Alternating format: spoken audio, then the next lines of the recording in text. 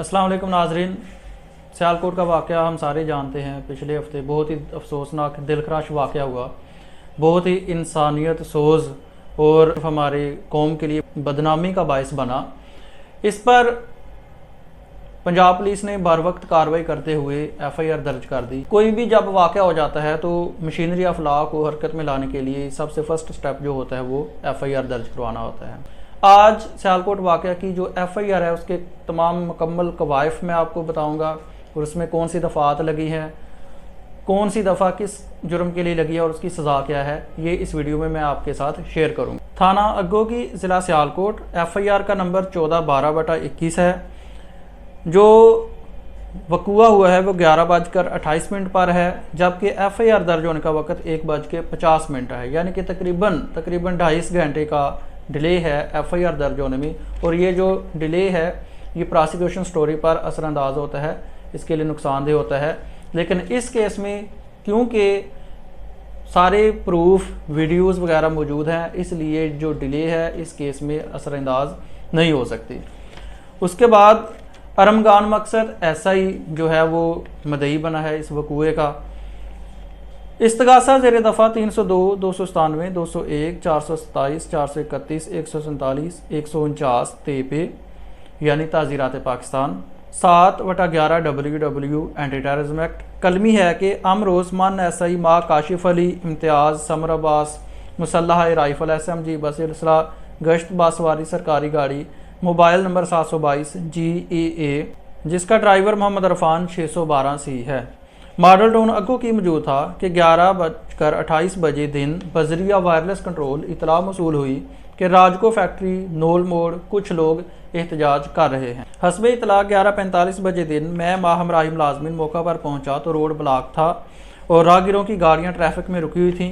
करीब 100 गज पीछे गाड़ी सरकारी खड़ी करके हमराही मुलाजमीन को साथ लेकर जब राजको फैक्ट्री के सामने पहुंचा तो फैक्ट्री के अंदर हंगामा हो रहा था। फैक्ट्री के मगरबी दरवाज़ा से दरवाज़ा खुलवाकर मैं हमराही मुलाजमीन अंदर दाखिल हुआ तो 800-900 अफराद, जिनमें से कुछ मुसल्लह डंडे सोटे थे, जिनको मैं और मेरे हमराही मुलाजमीन सामने आने पर शनाख्त कर सकते हैं, को हंगामा आराई करते हुए पाया। जो एक शख्स जिसका बाद में नाम मिस्टर दिया वदनेक डॉन नंदासरी प्रियांथा मालूम हुआ को मुर्दा हालत में घसीटते हुए सड़क वजीराबाद रोड पर ले गए।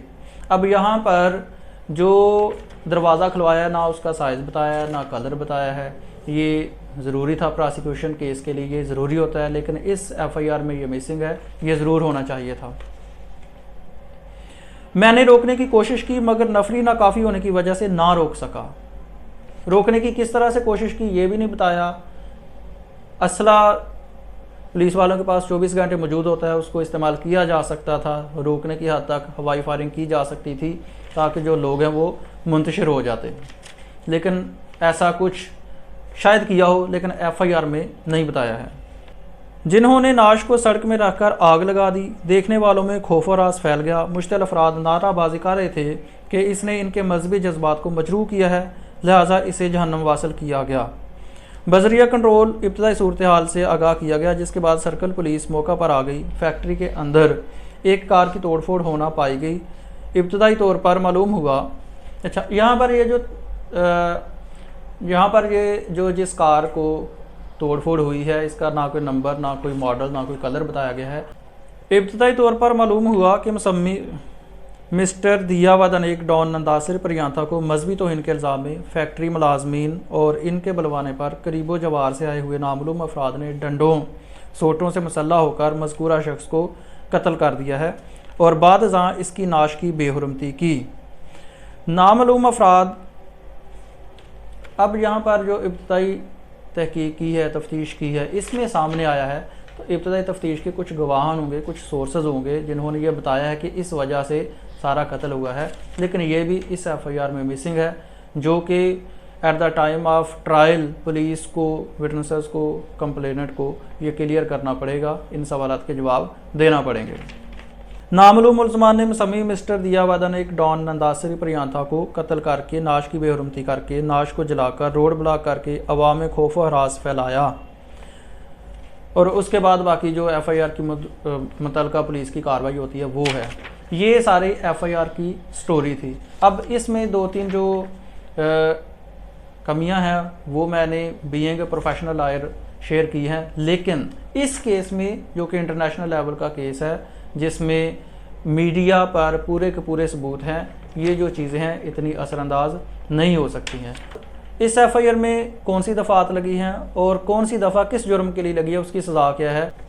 सबसे पहले 302 है। 302 कत्ल अमद की सज़ा है। कत्ल अमद होता है जब किसी को जानबूझकर कत्ल कर दिया जाए, उसको कहते हैं ये कत्ल अमद हुआ है।